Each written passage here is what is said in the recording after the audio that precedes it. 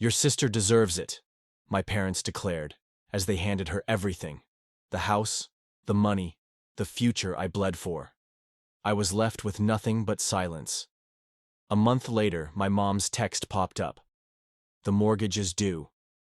I stared at the screen, a smile creeping in, then typed 6 words that slammed the door shut on all of it. "Stop pretending you earned it, Alara!"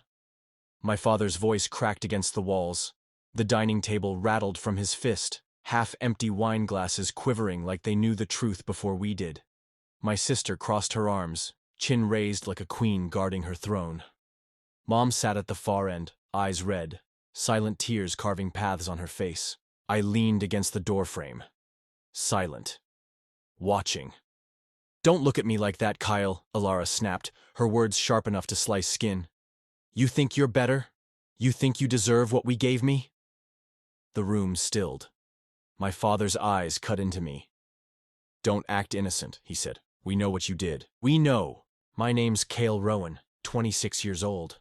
I've always been the quiet one, the one they leaned on, borrowed from, blamed when things broke. I don't shout. I don't beg. I've learned silence is louder than noise. But tonight, standing in that house where every wall had my fingerprints, I knew silence wouldn't save me, because I held a truth none of them could see coming.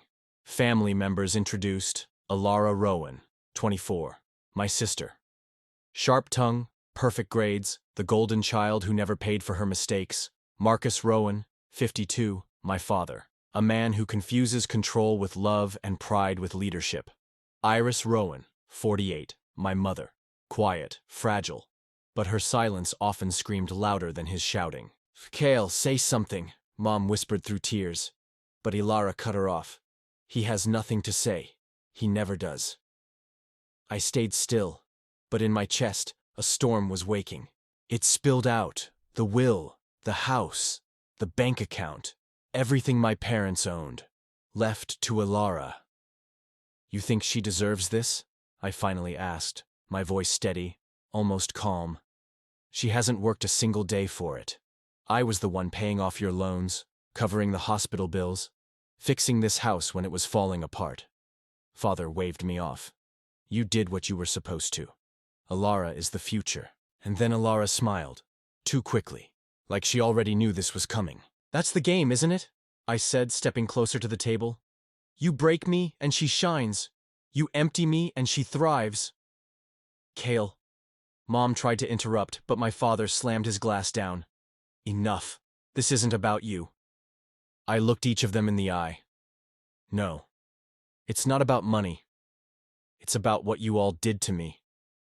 The room froze. For the first time, my calmness made them uneasy. A memory burned in.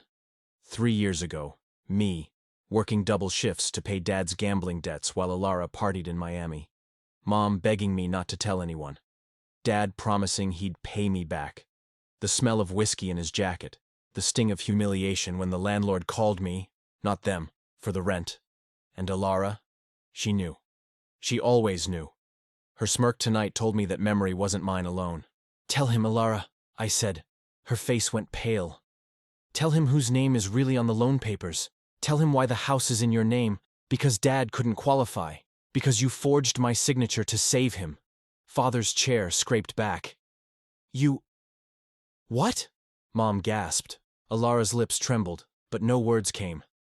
And me? I just stood there, finally free of their script. I've known all along. Chaos.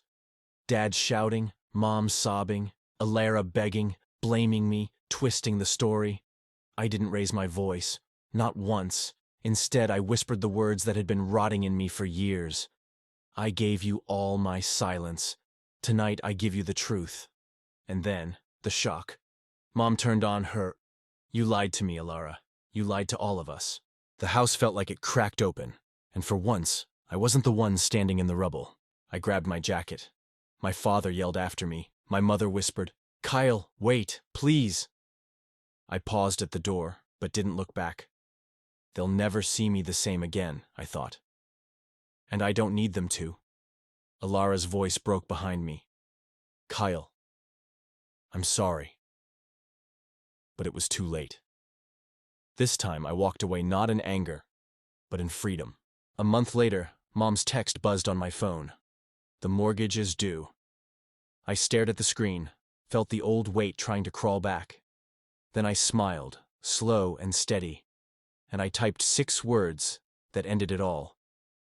That's your golden child's problem now. For the first time I exhaled. And it wasn't silence, it was peace. If you were in my place, would you forgive them? Or walk away forever? Tell me in the comments. Your voice matters here. Subscribe for more stories like this, where silence breaks, truths surface, and healing begins. Like if you felt Kyle's strength. Comment your own story, because here we listen.